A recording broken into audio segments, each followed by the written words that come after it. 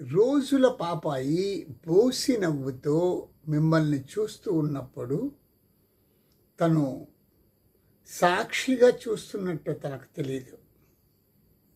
తనే శుద్ధ చైతన్యం, శుద్ధ చైతన్య స్థితి. తను శరీరమని తెలియదు, తనకి మనస్సు ఉందని, ఆలోచనలు ఉన్నాయని కూడా తెలియదు. అసలు ఆలోచనే ఉండదు, అంత శూన్యం. కాబట్టి అది శుద్ధ చైతన్యం, తప్పక అది శుద్ధ చైతన్యమే.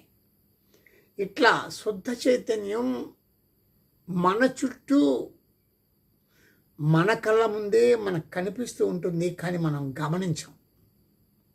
శరీర ధ్యాస కూడా ఆ పాపాయికి లేదు.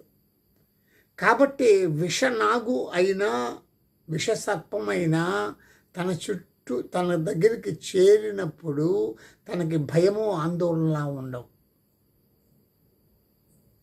ఆ సర్పము తనతో ఆడుకోవచ్చు, సర్పముతో పాపాయి ఆడుకోవచ్చు, నవ్వుకోవచ్చు, సర్పం వెళ్ళిపోవచ్చు.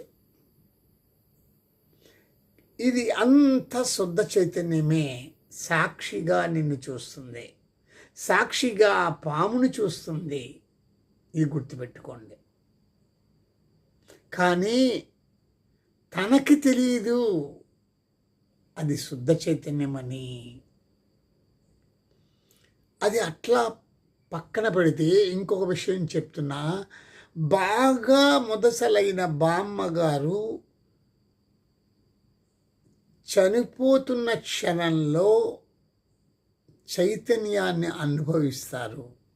ఎట్లా అంటే చనిపోతూ శరీరం జారి పడిపోతూ ఉన్నప్పుడు, ఆ శరీరం మరణిస్తూ ఉన్నప్పుడు తనకు తెలుస్తుంది ఆ క్షణంలో, నేను ఈ శరీరం కాదని, ఆలోచన కాదని, నేను ఒక అద్భుతమైన చైతన్యాన్ని అని. కానీ తను చెప్పుకునేటానికి తన శరీరము సహకరించక బయటికి చెప్పలేదు. కానీ అలా ఆ క్షణంలో దాన్ని చూస్తూ ఆ శరీరాన్ని విడిచిపెట్టేస్తుంది. కానీ తనకు తెలుస్తుంది. పాపాయికి తెలియదు, ఆ బామ్మకు తెలుస్తుంది. అంతే తేడా.